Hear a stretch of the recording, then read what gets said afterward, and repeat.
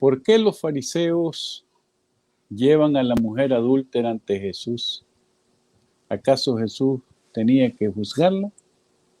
¿Acaso Jesús era el juez? ¿Cuál fue la actitud de ellos? ¿Creemos que la intención de ellos era juzgar a la mujer o probar a Jesús? Muy buenas noches, estimados hermanos y amigos. Una vez más estamos aquí para presentar una reflexión sobre este pasaje de Jesús y la mujer adúltera. Cuando uno lee este relato en Juan, se da cuenta de muchas cosas, ¿verdad?, que ahora vamos a reflexionar.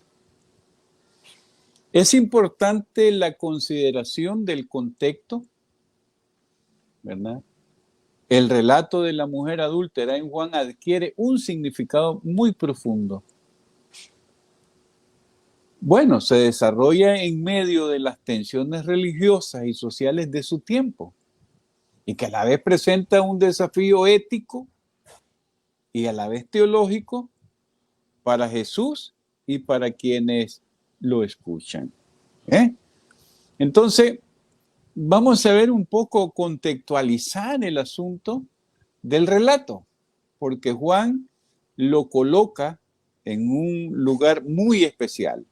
Bien, el contexto de la narrativa de la mujer adúltera en el Evangelio de Juan lo encontramos en el capítulo 7, al final, ¿verdad? Agarra un versículo 53 y después del 8 al 11. Para comprender completamente este pasaje, es crucial considerar este contexto histórico y cultural religioso en el que se desarrolla el relato, ¿verdad? En que Juan coloca este relato, ¿verdad?, ahí. La escena tiene lugar en Jerusalén, y esto es muy importante, en el templo, que es un lugar central en la vida religiosa y social del pueblo judío. El Evangelio de Juan fue escrito más o menos a finales del siglo I después de Cristo. Es un periodo en el que el cristianismo estaba en proceso de expansión, de confrontaciones con las autoridades religiosas judías y con el mismo Imperio Romano. Ese es el contexto en que el libro aparece, ¿verdad? Durante el ministerio terrenal de Jesús, había tensiones constantes entre él y los fariseos, entre los escribas y otros líderes religiosos que había en el momento. Estos líderes a menudo buscaban cómo atrapar a Jesús en sus palabras o acciones para desacreditarlo ante el pueblo. Jesús había dicho que él no había venido a abrogar la ley, sino a cumplirla. Y entonces ellos buscaban cómo tenderle trampa a Jesús. En el judaísmo del primer siglo, la ley y la moralidad tenían un papel central en la vida cotidiana de los judíos. La ley judía, especialmente en cuestiones relacionadas con el adulterio, era estricta y tenía consecuencias muy severas, ¿verdad?, que vamos a ver que es la razón, que es la justificación de presentar a la mujer ante Jesús. En la ley, el adulterio era considerado una grave violación del mandamiento de no cometer adulterio, que lo encontramos registrado en el libro de Éxodo, en el capítulo 20, que habla ahí de los mandamientos. Y la ley mosaica prescribía la pena de muerte por apedreamiento para los adúlteros, ¿verdad? El relato en cuestión se enmarca dentro, pues, de esas controversias de Jesús con los judíos, durante la fiesta de los tabernáculos en Jerusalén. Según lo narra el libro de Juan, ¿no? Allí se pone de manifiesto la actitud hostil de los judíos ante la propuesta y la persona de Jesús. Y esa hostilidad había crecido hasta el punto que Jesús dijo que no podía andar por Judea porque los judíos buscaban cómo matarlo. Sin embargo, después de enviar por delante a sus hermanos, él también va a Jerusalén. Es un judío, va a participar de la fiesta. Allí, aunque en primer momento Jesús llega de incógnito, pero después enseña en el templo, en presencia de todo el pueblo, como lo narra en el versículo 1 del capítulo 8, hasta que tiene que esconderse ante el riesgo de ser apedreado. No se puede dejar de notar que la narrativa en su posición actual le da unidad en primer lugar a la parte inicial del capítulo 8, que narra el estilo de juzgar de Jesús que no condena. Y en segundo lugar, a todo el capítulo que comienza con la tentativa de lapidar a la mujer adúltera y termina con la tentativa de lapidar a Jesús. Así pues, la narrativa en cuestión permite encontrar en el capítulo 8 del Evangelio de Juan a Jesús, fíjense bien, que no condena, pero que es condenado. Bueno, a Jesús le tienden una trampa, eso dice el narrador. Y aquí hay que ponerle mucho cuidado al narrador. Entonces los escribas y los fariseos le llevan una mujer sorprendida en adulterio y habiéndose puesto en medio le dicen, ¿verdad? Una vez que el narrador, fíjense bien, describe la situación previa, presenta ahora los diferentes elementos que dan cierto tinte jurídico a la escena. ¿Por qué? Por el lenguaje que usan. En primer lugar, los escribas mencionados constituyen una clase profesional dedicada a la transmisión e interpretación de la Torá. No son cualquiera. Por su parte, los fariseos constituyen una corriente religiosa o escuela de pensamiento para quienes la Torá tiene una importancia central como expresión de la voluntad de Dios. Se preocupaban por la estricta interpretación y observación de la ley y poseían una notable influencia sobre el pueblo. En el Evangelio de Juan suelen presentarse junto a los judíos como opositores hostiles a Jesús. Así pues, no se encuentran mayores dificultades para identificar a los escribas y a los fariseos. En cambio, acerca de la situación no está muy clara. ¿Por qué razón? Fijémonos. Primero, ¿se podrá pensar en una mujer prometida en matrimonio o ya era casada? Uno de los puntos. Parece que en este caso, la mujer que ha cometido el pecado de adulterio era casada, por varias razones que encontramos en el relato. En primer lugar, es llamada 4 veces adúltera. Ahí están los versículos. En el capítulo 8, el versículo 3, el 4, el 9 y el 10, se refiere a la mujer como adúltera, que en el mundo judío suele designar solamente a la mujer casada, pues todas las mujeres casadas pueden cometer adulterio. En segundo lugar, en Deuteronomio, en el capítulo 22 y verso 23, prescribe la ejecución conjunta de la prometida infiel con su seductor. En tercer lugar, a ella se le llama adúltera y en griego esta expresión se circunscribe a un verdadero adulterio. Y en cuarto lugar, en Levíticos y Deuteronomio, que son los dos libros que presentan estos bloques de leyes, no explican el tipo de muerte para una adúltera. La práctica común era lapidación y para eso la llevaron. Colocando a la mujer en medio, dice el narrador, ilustra al lector del objetivo que persiguen los acusadores. Pues ya la acción de colocar a alguien en medio es acusarlo, dado que así se solía hacer en los interrogatorios judiciales ahí en ese momento. Los acusadores, fíjense bien, presentan el caso y revelan el pecado de la mujer. Maestro, le dicen ellos, esta mujer ha sido sorprendida en adulterio. Ellos le están dando a Jesús una connotación sacerdotal. Está en el templo, está sentado y está enseñando. Por eso les decía yo, cuando uno lee estos pasajes, se le vienen muchas preguntas. ¿Cuál es la connotación que le están dando a Jesús estos señores? A él, los acusadores, fíjense bien, lo tratan como a un profeta, como a un maestro de ese tiempo. Ellos están conscientes o son conscientes que Jesús enseña y lo llaman maestro. El título dado a Jesús indica también lo que pretendían quienes se dirigían a él.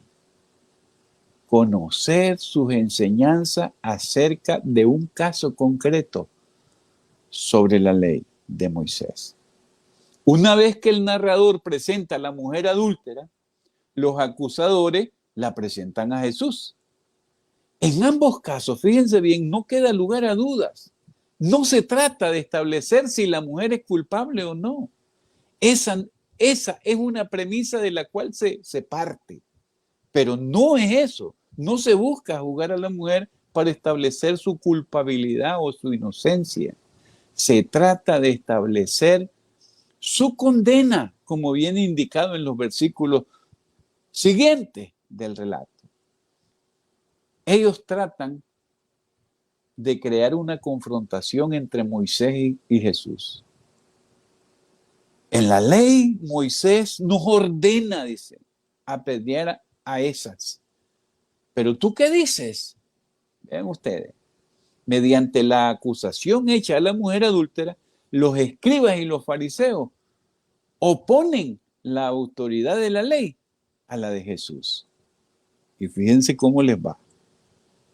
En efecto, ya Jesús se encuentra en controversia con los judíos porque estos lo acusan de no respetar el sábado. Ahora lo más natural es pensar que Jesús iba a ser acusado otra vez de transgresor de la ley de Moisés, cuya autoridad legislativa en la tradición de Israel está fuera de discusión. No se discute. Por lo tanto, la intención de los escribas y los fariseos no es conocer la interpretación que Jesús hace de la ley, sino tenderle, dice el narrador, una trampa. Y eso es lo que hacen. En efecto, a la condena del adulterio en el Decálogo y en el Código de Santidad corresponde a la sanción más grave, la pena de muerte. Eso está estipulado en estos dos códigos de ley. Sin embargo, ahí no se especifica el tipo de muerte.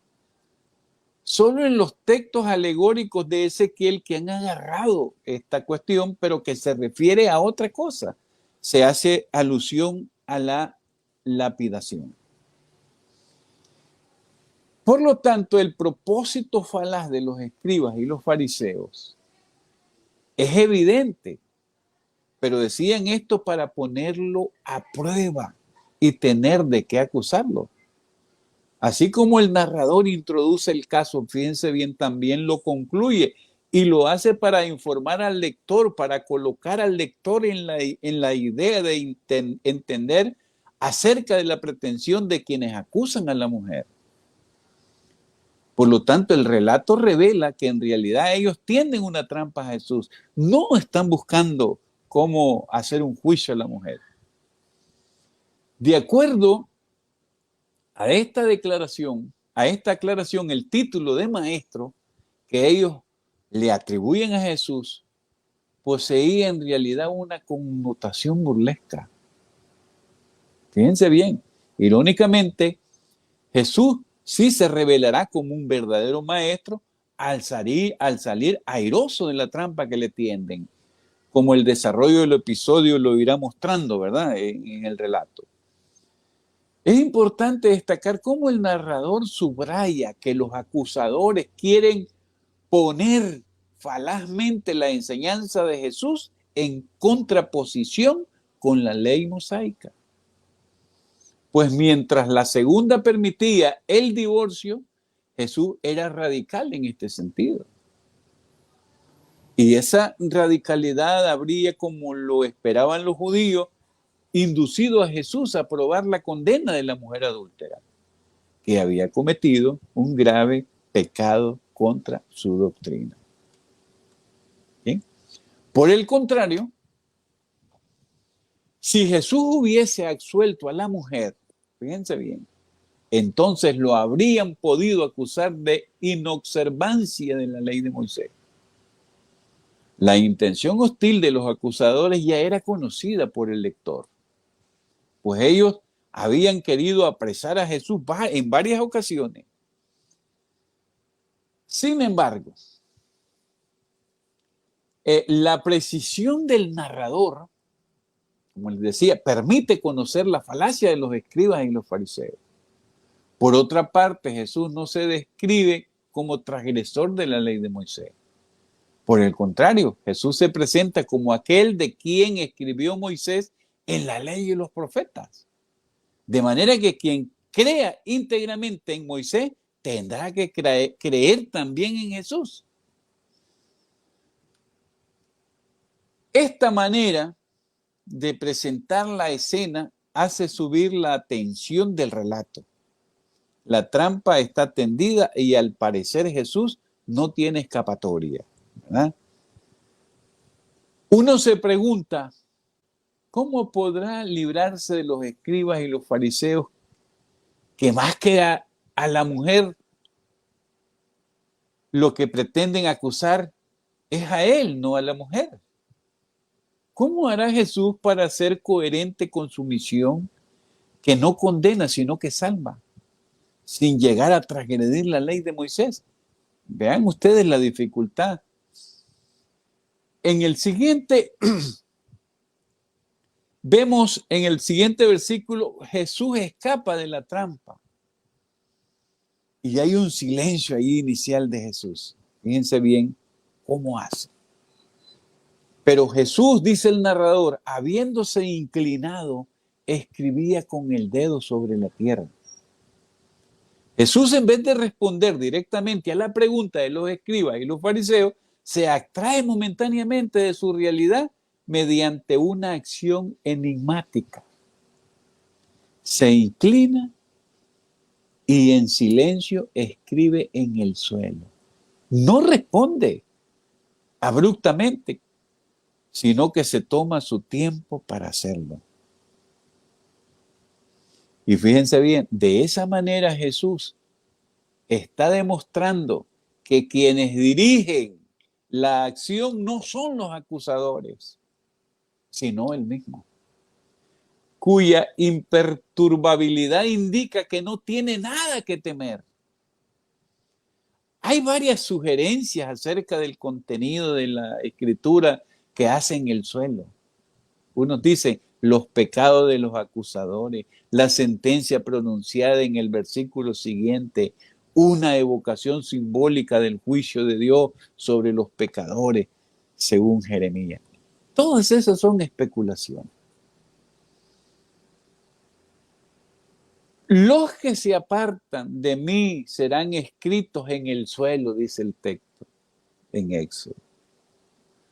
No te concertarás con el pecador para testimoniar en favor de una injusticia o simplemente unos signos sin un sentido preciso.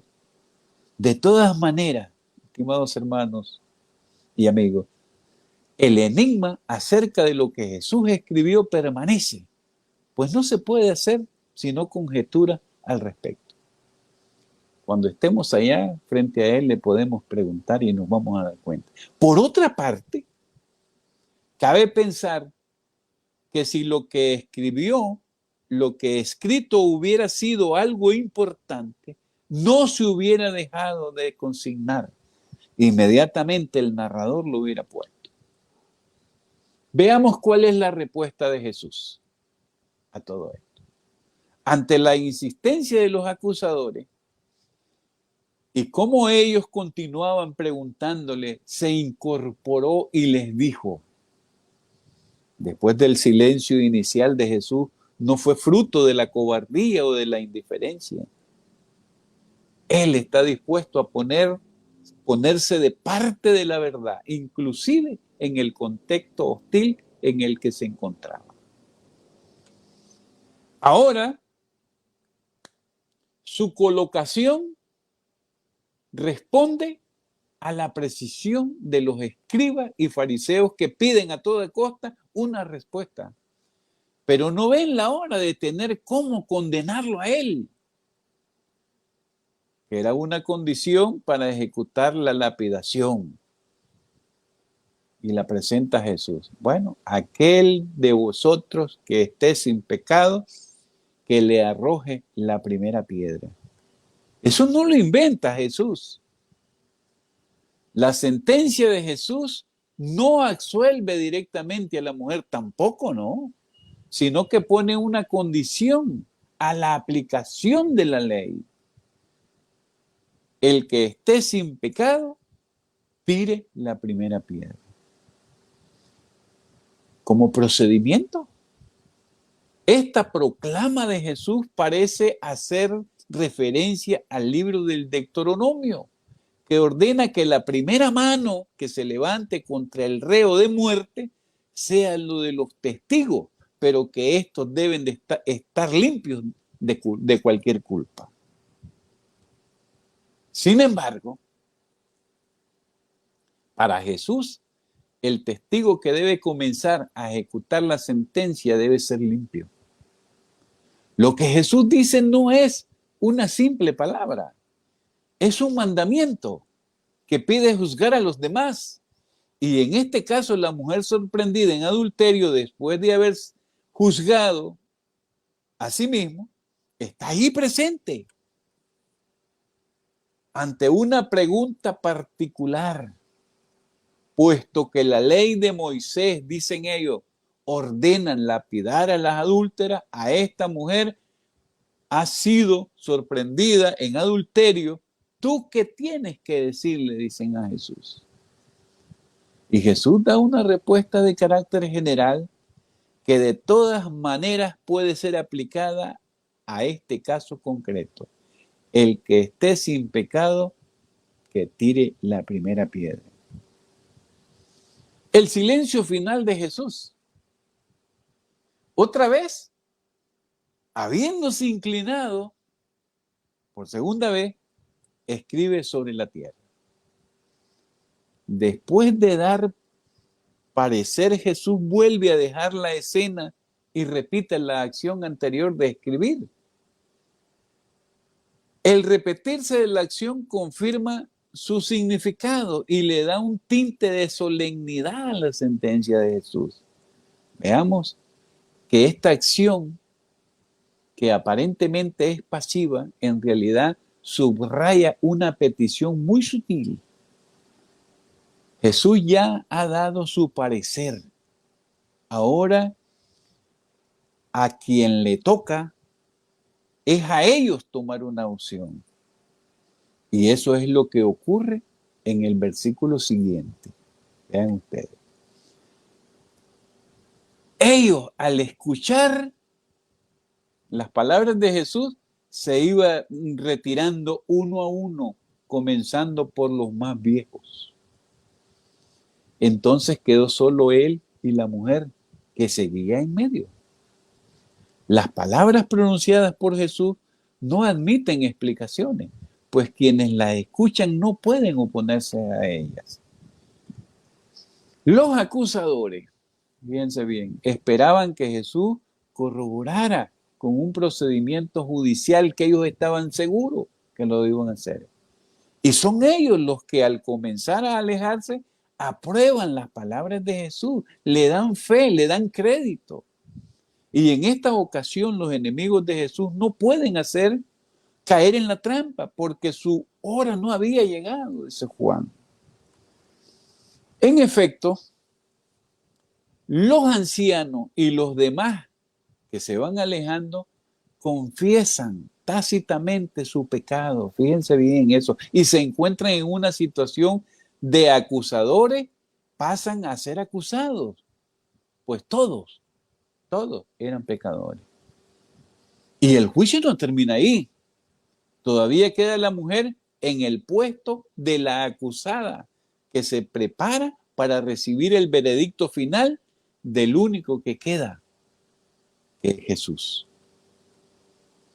Con la retirada de los acusadores, Jesús está a salvo. Él no cayó en la trampa que le habían tendido. Ahora se establece un diálogo entre Jesús y la mujer. Incorporándose, Jesús le dijo: mujer, ¿dónde están? ¿Nadie te ha condenado? Ahora es él quien, de interrogado por los acusadores, pasa a interrogador de la mujer. Vean ustedes cómo cambian los papeles. Antes había hablado de manera impersonal. El que esté sin pecado, ahora se dirige a la mujer de manera directa y personal.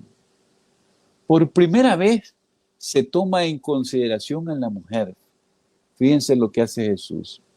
Una vez de pronunciarse sobre ella, le habla, le concede la palabra y la invita familiarmente. ¿Dónde están?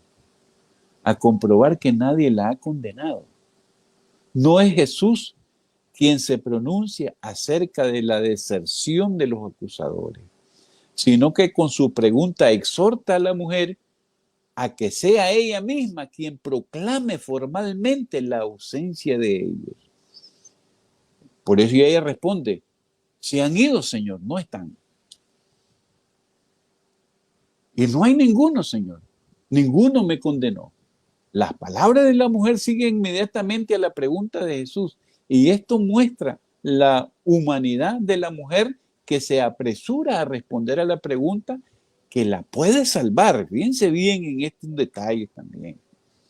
Con su respuesta, la mujer no aparece como oyente pasiva, sino que cara a cara con Jesús establece un verdadero y propio diálogo con el Maestro.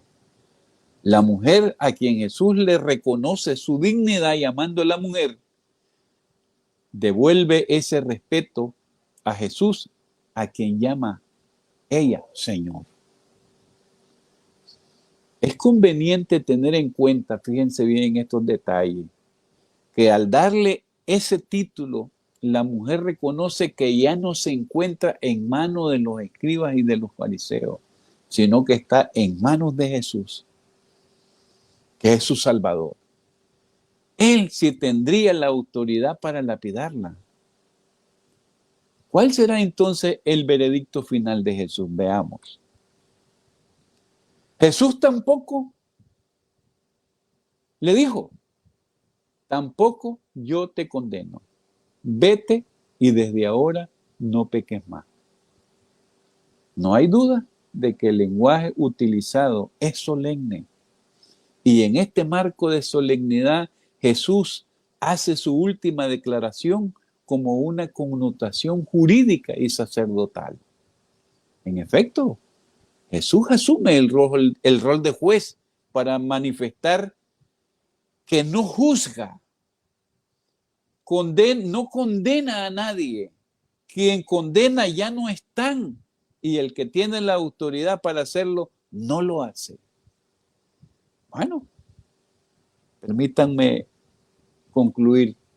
El relato de la mujer adúltera, estimados hermanos y amigos, presenta a Jesús frente a una trampa tramada por sus adversarios y debe hacer una opción por la ley de Moisés, quien en este caso ordena la muerte o por la vida de una mujer sorprendida en pecado. Por medio de las dos sentencias Jesús pronuncia en este relato y los signos que las acompañan, se subrayan dos virtudes presentes en él que se pueden hacer extensivas a cada cristiano. Fíjense bien, la verdad y el amor.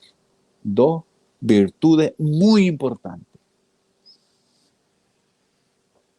Jesús salió de la trampa, eso está clarísimo. Está demostrado que ni su actuar ni su predicación se contraponen a la ley de Moisés. De modo que creer en él no significa transgredir esa ley, sino cumplirla a cabalidad. Dentro del relato es importante la escena en la cual Jesús demuestra su serenidad y que no tiene nada que temer.